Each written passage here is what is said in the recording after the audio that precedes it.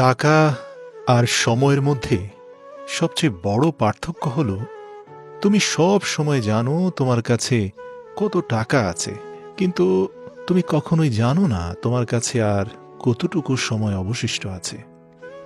আর এই জন্যই মহান আল্লাহ তাআলা বলেছেন, সময়ের শপথ, মানুষ নিশ্চয়ই ক্ষতির মধ্যে আছে।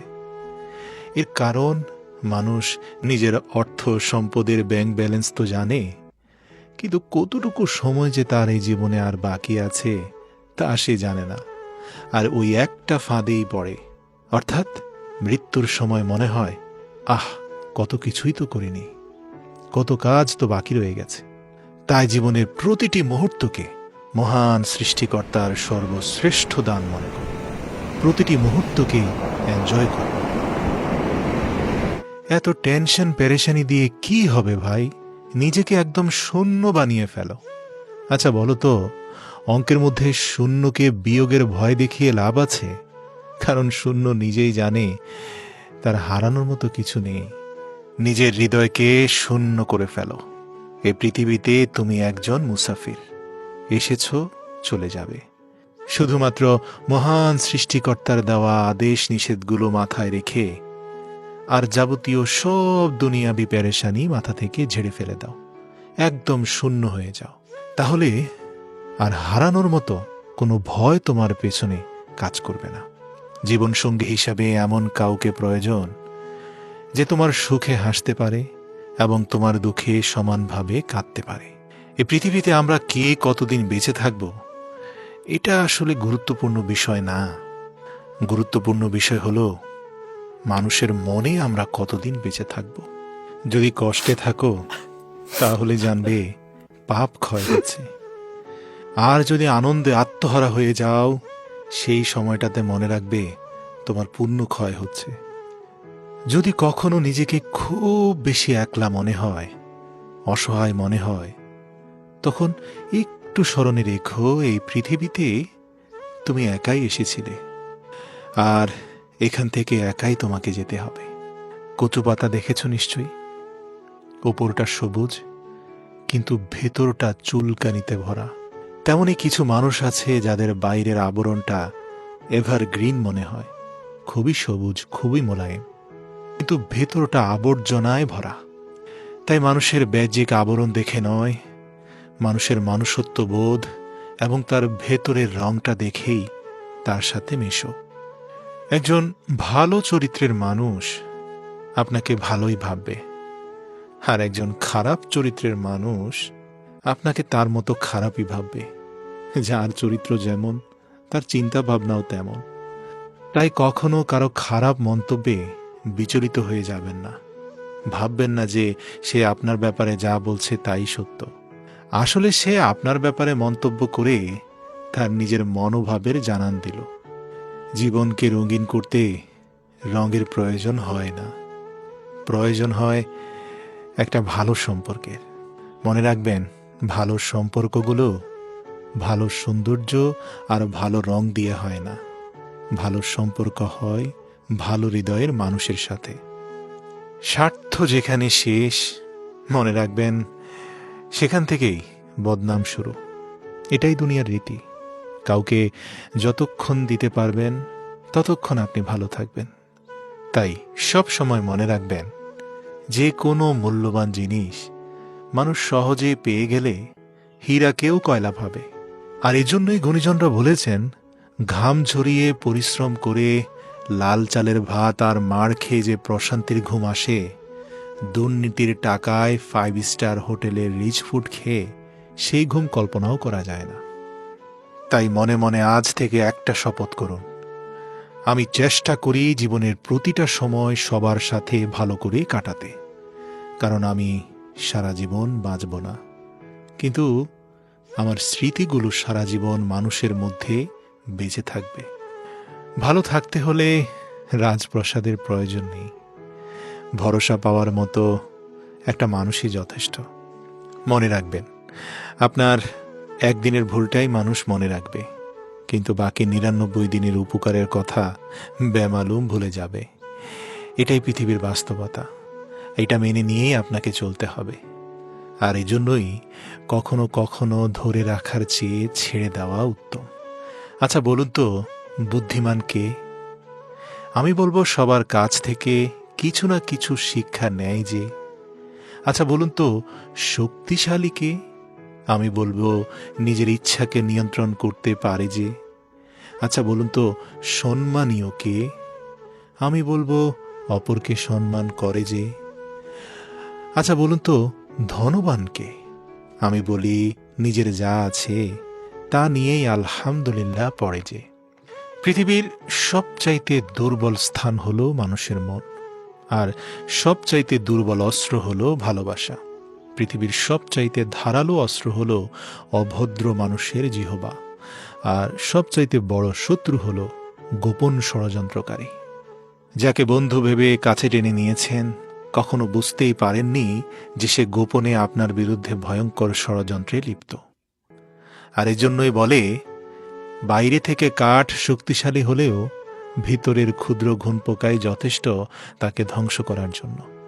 জীবনে সবচেয়ে বড় জয় হলো এমন কিছু করে দেখানো যা সবাই ভেবেছিল আপনি তা কখনোই করতে পারবেন না, কিন্তু আপনার হৃদয়ের গভীর থেকে আপনি আওয়াজ পেয়েছিলেন যে তুমি পারবে, তুমি পারবে, তোমাকে পারতেই হবে, এবং তুমি সক্ষম, তুমি দুর্বল নও।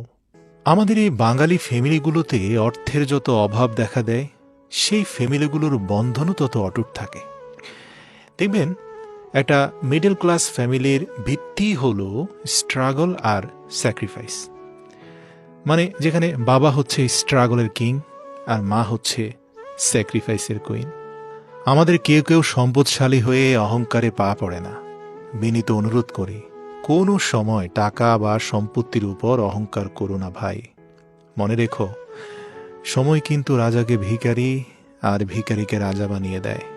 সময় পারে না এমন কিচ্ছু নেই। ধৈর্য রাখো। কখনো কখনো ভালো জায়গায় পৌঁছানোর জন্য খারাপ পরিস্থিতির মধ্য দিয়ে হাঁটতে হয়। সময়ের অপেক্ষা করো, সঠিক জিনিস সঠিক সময় ঠিক পেয়ে যাবে। অনেকে বলে, কই, অপেক্ষা তো করছি, পেলাম কোথায়? হ্যাঁ ভাই, এই কথা না বলে সেই সময় পর্যন্ত অপেক্ষা করো যখন পর্যন্ত না তোমার কাছে সঠিক সময় এসে পৌঁছাচ্ছে। হ্যাঁ, মনে রেখো, সময় কিন্তু ঠিকই আসবে। সৃষ্টিকর্তা সবাইকেই সুযোগ দেন, এটা তার ধর্ম। এই সমাজের একটা বাস্তব সত্য কথা বলি, 5 জন একসাথে বসে অন্যের সমালোচনা যদি করতে থাকে, এসব আলোচনায় রসালো গল্পের সাথে নিজের গা ভাসিয়ে দেবেন না। মনে রাখবেন, ওই টেবিল থেকে সমালোচনা করতে করতে হঠাৎ আপনি যদি চলে যান, দেখবেন যে বাকি 4 জন বসে আপনার নামেই সমালোচনা করছে। এটাই আমাদের সমাজ। সমালোচকদের সুযোগ দেবেন না। মানুষের ভালো গুণগুলোকে প্রায়োরিটি দিন, খারাপগুলোকে এড়িয়ে চলার চেষ্টা করুন। নেলসন ম্যান্ডেলা 27 বছর জেল থেকে বের হয়ে যখন সাউথ আফ্রিকার প্রেসিডেন্ট হয়েছিলেন, তখন সবার উদ্দেশ্যে শুধু একটি মূল্যবান বাক্য বলেছিলেন যে, যদি তুমি খারাপ পরিস্থিতিতেও হাসতে পারো তবে তুমি জিতে গেছো। কারণ যন্ত্রণাকে হাসি মুখে সবাই মেনে নিতে পারে না ভাই। যন্ত্রণা দেখে পালিয়ে যেও না। একদিন যন্ত্রণাই তোমার জীবনের বড় শিক্ষক হবে। যখন পুরুষ রোজগার করে, তখন ভাবে স্ত্রীকে কি করে খুশি করা যায় বা রাখা যায়। আর যখন স্ত্রী রোজগার করে, তখন সে ভাবে পুরুষের দরকারই নেই। আমি তো সেলফ ডিপেন্ডেন্ট, ইন্ডিপেন্ডেন্ট, স্বয়ংসম্পূর্ণ নারী। একটা কথা বলি, আপনি যত ফেক পার্সন হবেন, আপনার সার্কেল তত বড় হবে। আর আপনি যতটা বাস্তববাদী ও সৎ হবেন, দেখবেন আপনার চারপাশ থেকে আস্তে আস্তে সার্কেলটাও ছোট হয়ে যাবে। তাই আদর্শের উপরে অটুট থাকুন। কে আসলো, কে আপনাকে ছেড়ে চলে গেল, আপনার সার্কেল ছোট হলো কি না হলো, প্রয়োজনে আদর্শের উপর পুরো জীবন একাই চলুন। তারপরেও আদর্শচ্যুত হবেন না। জীবনে একা থাকতে শিখুন, কারণ সবচেয়ে খারাপ মুহূর্তগুলো একাই কাটাতে হয়। পৃথিবীটা শুধু মানুষের হোক, কখনো ভিন্ন ধর্মীদের ঘৃণা করবেন না। এক এবং অদ্বিতীয় আল্লাহকে ভালোবাসেন তো মনে রাখবেন, সকল বিধর্মী, নাস্তিক, আস্তিক সবাই কিন্তু তারই সৃষ্টি। আর আপনার ধর্মের সৌন্দর্য তো আপনার আচরণের মধ্যেই লুকিয়ে আছে। ছোট পোশাক নারীকে বিজ্ঞানী বানায় না, পণ্য বানায়। এক নারীর অশালীন পোশাক অন্য নারী নির্যাতিত হওয়ার কারণ। দেখুন না, পাগল হোক তবুও সে মা। হারানোর ভয়ে সন্তানের পায়ে শেকল দিয়ে বেঁধে রেখেছেন। আর এই জন্যই কবি বলেছেন, মা কথাটি ছোট্ট অতি কিন্তু যেন ভাই, ত্রিভুবনে মায়ের চেয়ে আপন কেহ নাই। বাবার অর্থ সম্পদ নয়, মনে রেখো বাবা থাকাটাই হচ্ছে সবচেয়ে বড় জরুরি বিষয়। স্বামীর ভালোবাসাকে কখনো অমর্যাদা করবেন না। জীবনের ৮০% সময় তিনি আপনার পরিবারের মুখে হাসি ফোটাতে গাধার মতো খাটেন। অন্যের বিপদে পাশে দাঁড়ান। আপনার বিপদেও অনাকাঙ্ক্ষিতভাবে হলেও কেউ না কেউ দেখবেন আপনার পাশে এসে দাঁড়িয়েছেন, যাদেরকে আপনি চিনেনও না। এটাই কিন্তু আপনার কর্মফল। আরেকটা কথা বলি, কারো প্রতি এতটা ঝুঁকে পড়বেন না যে ওই চায়ের বিস্কুটের মতো হয়ে যায়। যত ডুববেন ততই ভেঙে যাওয়ার চান্স বেশি। তাই যে আপনাকে ছেড়ে চলে যেতে চায় তাকে কখনো বলবেন না যে আমি তোমাকে ছাড়া বাঁচব না।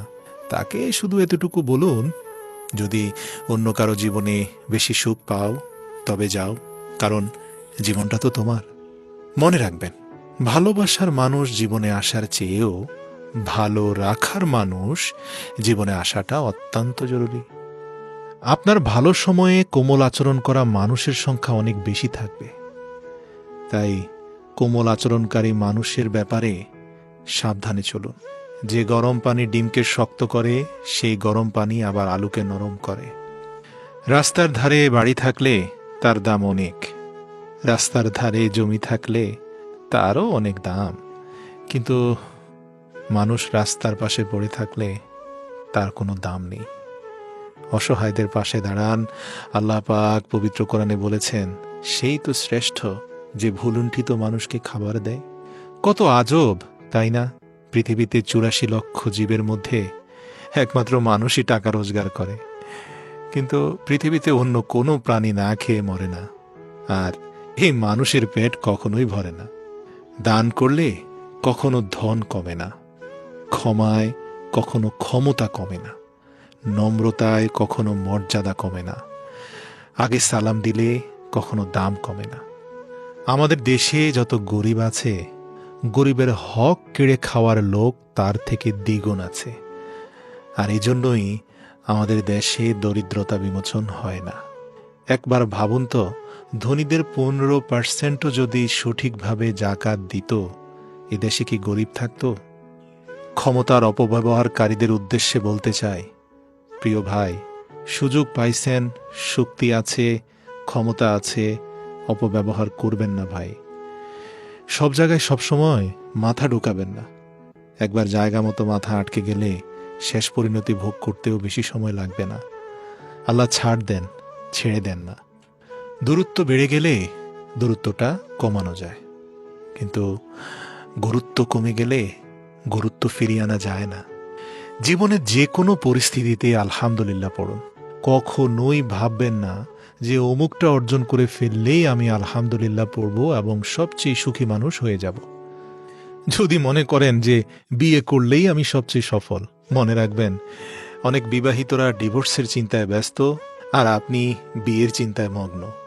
একইভাবে দেখবেন বাচ্চারা খুব তাড়াতাড়ি বড় হতে চায় যাতে বড় হয়ে সম্মান পায়, আর বড়দের শৈশবে ফিরে যাওয়ার আকুতি। চাকরিজীবীরা কাজের চাপে চিন্তিত, চাকরি ছেড়ে দিতে চায়, আর ভাল লাগে না।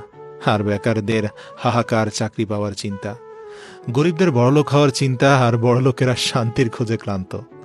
জনপ্রিয় ব্যক্তিরা লুকানোর ঠিকানা খোঁজে, এদিক সেদিক ক্যামেরা দেখলে দৌড়ে পালানোর চেষ্টা করে, আর অতি সাধারণেরা ভাইরাল হওয়ার জন্য কত কিনা করে। তাই সত্যি বলতে আপনি তখনই সুখী যখন আপনি আপনার অবস্থানের উপরে আলহামদুলিল্লাহ পড়বেন, মুখে না, অন্তর থেকে। পুরুষের সফলতার পেছনে আসলে কোনো নারীর অবদান নেই, এটা একটা ভ্রান্ত কথা। কারণ পুরুষ সফল হবার পরই তার জীবনে নারীর আগমন ঘটে। অসফল পুরুষের জীবনে আসলে কোনো নারী নেই। নিজের দোষ ঢাকতে যারা অন্যের ঘাড়ে দোষ চাপিয়ে দেয়, তাদের সাথে ভুলেও তর্কে জড়াবেন না, কারণ তারা প্রতিটি মিথ্যাকে যুক্তি দিয়ে সাজিয়ে ফেলে। এদেরকে কোভিড-19 ভাইরাস মনে করে দ্রুত মাস্ক পরে সটকে পড়ুন। একটা কথা বলি, যারা কাপুরুষ তারাই ভাগ্যের দিকে চেয়ে থাকে। বারবার বলে আমার ভাগ্য নেই, এই নেই, সেই নেই। সত্যিকার পুরুষের মনোভাব কি জানেন? সত্যিকার পুরুষ সবসময় নিজের শক্তির দিকে তাকায়। মনে রাখবেন, আপনার বাহু, আপনার মাথা আপনাকে টেনে তুলবে, আপনার কপাল নয়। Be a man. কথায় আছে, নরম মাটি বেড়ালে আঁচড়াতে ভালোবাসে। তাই আপনি যত নরম মনের মানুষ হবেন, ততই আপনি অন্যদের থেকে ক্ষতবিক্ষত হতে থাকবেন। আর হ্যাঁ, সবসময় মনে রাখবেন, বিষ শুধু সাপের মুখেই থাকে না, মানুষের অন্তরেও থাকে। আর এর জন্যই আল্লাহ রাসূল বলেছিলেন, সে কখনোই প্রকৃত মুসলিম হতে পারবে না যার জিহবা থেকে অপর মুসলমান নিরাপদ হবে না। আত্মীয় স্বজন যতই বড় লোক হোক না কেন, একটা সত্য কথা মনে রাখবেন, আপনার নিকট আত্মীয় কোনোদিনই চাইবে না আপনি তাদের চেয়ে বড় হন। এটাও আমাদের সমাজের একটা মারাত্মক বিকৃত চিন্তা।